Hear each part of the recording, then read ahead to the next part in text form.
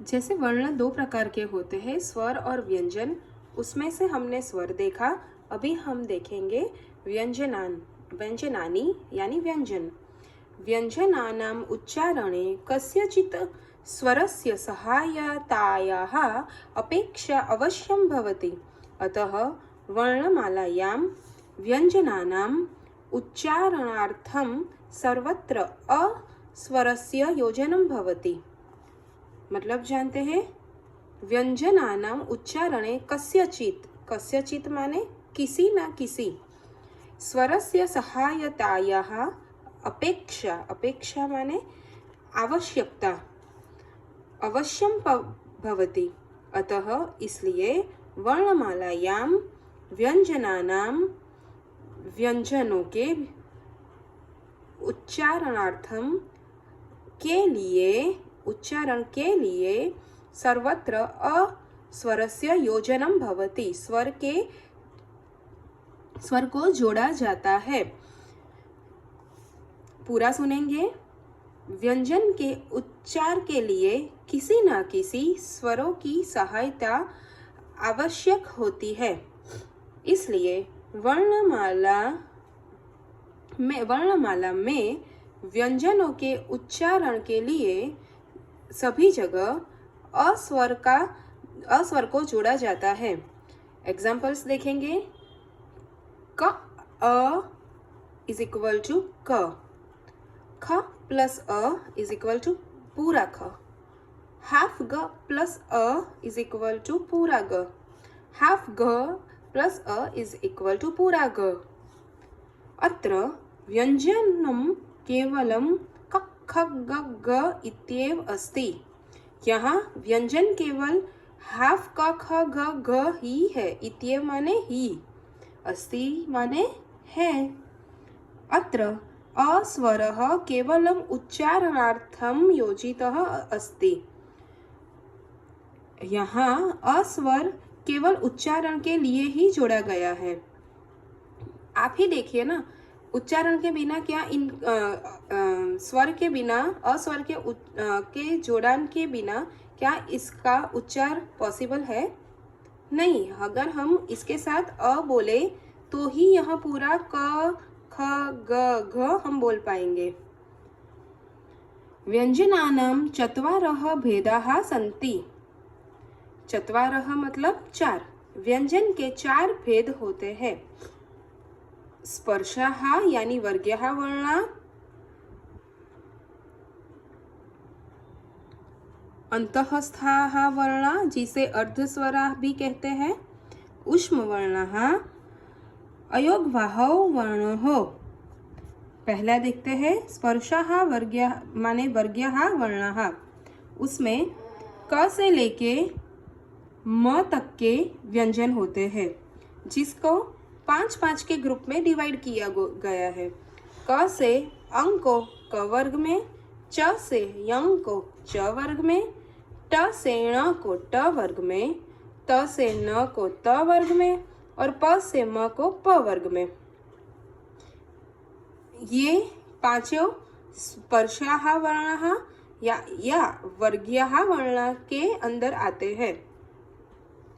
स्पर्शः वर्ग्यः देखते हैं।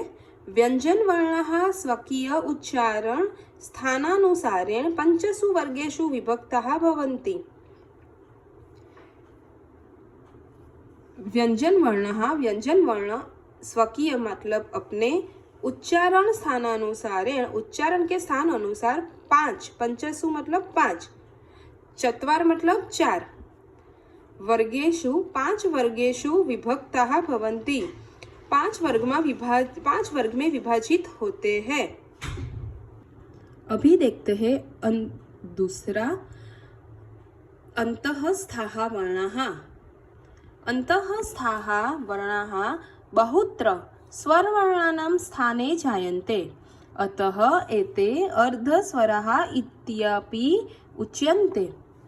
अंतःस्थाः वर्णा बहुत्र, बहुत्र मतलब बहु जगह पे नहीं, अक्सर स्वर वर्णानां स्थाने जायन्ते, मतलब अंतःस्थ वर्ण अक्सर स्वर्ण वर्ण के स्थान पर आते हैं। इन्हें इसलिए अर्धस्वरः इत्यपि उच्यन्ते।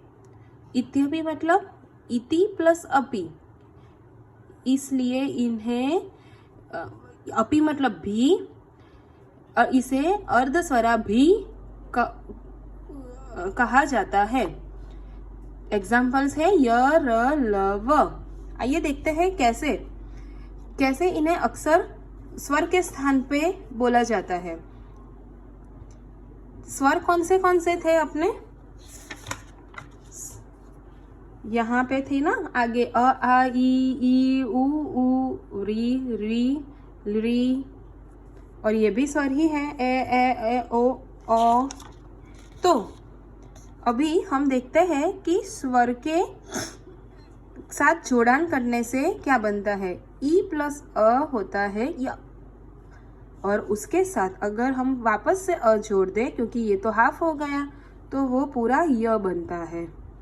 ये य, र, ल, व, जो भी य, र, ल, व वर्ण है वो खुद से नहीं आते, वो किसी ना किसी संधि से आते हैं। जैसे री प्लस अ का संधि बनकर हाफ र होता है, और उसके साथ अ क्या जोड़ान होकर र बनता है। री प्लस अ मतलब ल, हाफ ल प्लस अ मतलब पूरा ल, हाफ उ plus a, u a plus is equal to half v plus a. अगर आप घर पे भी अपने आप ये शब्द बोलेंगे तो खुद को यही साउंड सुनाई देगा। जैसे य सुनाई दे रहा है ना, री सुनाई दे रहा है, ल सुनाई दे रहा है, व सुनाई दे रहा है। आइए देखते हैं यदि प्लस अपि। यहाँ पे द में कौन सी मात्रा है? छोटा ई की, और आगे अ है, तो छोटा ई प्लस अ मिलके य बना, पर वो हाफ बना, तो वो हाफ यहाँ पे ज्वाइन होगा। कैसे? यद्यपि, देखा आपने, आगे से हाफ ज्वाइन हो रहा है, ध्यपि, तो इसको इसीलिए अर्धस्वर बोलते हैं। जैसे यहाँ पे क्या हुआ है, री बनता है ना, पितृ बोलते हैं तो उसको री बनते हैं, ये री बनता है, फिर आज्ञा का अ बनता है, और उसके साथ हाफ र, और ये तो ये अ, इसका तो आ का मात्रा है, तो यहाँ पे तो ये भी जुड़ गया, तो ये पूरा क्या बना? रा तो बना ही था पूरा, और उसके साथ आ की मात्रा, तो पित्राज्ञा बना। इसमें भी आप देखेंगे हाफ क्या आया? त हाफ आया है ना। अंतःस्थाः अर्धस्वराः, इसमें हाफ होते हैं। जैसे री प्लस आकृति ही, अभी क्या आया? री आया, प्लस आकृति में से अ लिया तो हाफ ल बना, और आकृति में से आ की मात्रा निकाली तो वो पूरा ल बना, तो अभी क्या बन गया? लाकृति ही।